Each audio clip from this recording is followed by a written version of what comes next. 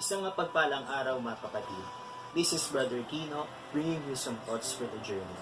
Our gospel for this Sunday is John chapter 10 verses 11 to 18. What do we mean by the word leader? Merriam-Webster defines the word leader as a person who leads, or it can be someone who guides and conducts, or someone who has commanding authority or influence. This is the common leader that we see nowadays. Leaders who guide, leaders who conduct, leaders who command, and leaders who has authority and influence. These things are appropriate for the definition of a leader.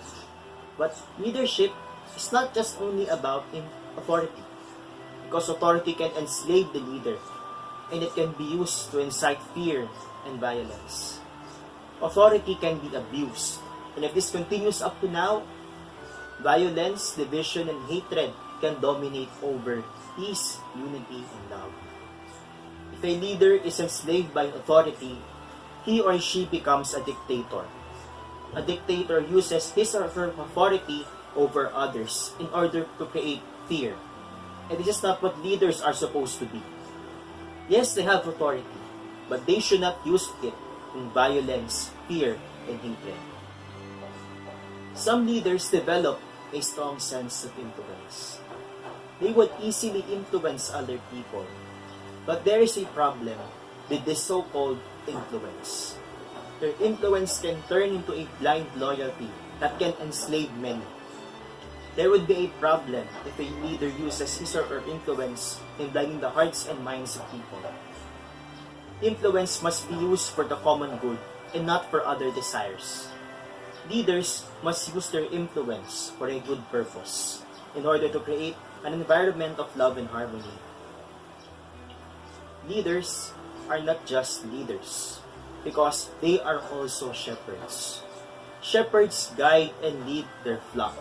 But not just that, because they also watch and care for their flock. Shepherds are also leaders because they lead and guide their flock and they have authority over them. And this is what leaders are supposed to be. They must be shepherds who watch and care for their flock. Who is the best model for leaders? The best model for leaders is Jesus.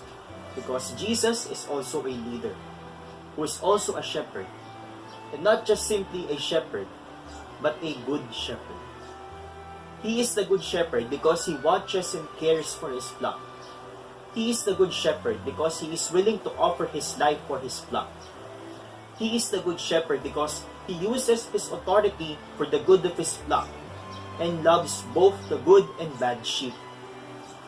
He is the good shepherd because he just not leads and guides the flock, but he also serves and gathers them, and he is willing to look for the lost sheep. The authority of the good shepherd unites everyone in love, peace, and harmony.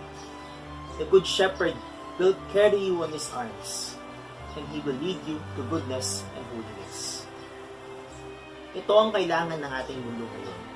Mga pinuno na katulad ng mabuting pastol, na hindi lang namumuno, kundi mga pinunong nagmamahal at naglilingkod para sa kapakanan ng kanyang kawan. Ganito magmahal si Jesus.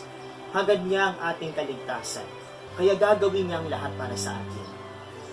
Nawa matularan natin ang kanyang halimbawa. Mahalin at paglingkuran din natin ang ating kapwa. Magmahal at maglingkod tayo katulad ng mabuting pastol. Akayin at dalhin natin ang bawat isa sa daan patungo sa kabanalan, katulad ng pag-aakay ng mabuting pastol. Maging mabuting pastol tayo. Jesus, ikaw ang mabuting pastol na nangangalaga at nag-aalay ng buhay para sa kanyang kawan. Nawa patuloy mo po kami iakay sa kabanalan. Nawa matularan namin ng iyong halimbawa ang pagmamahal at paglilingkod. Amen. This is our thoughts for today. May God bless you on your journey.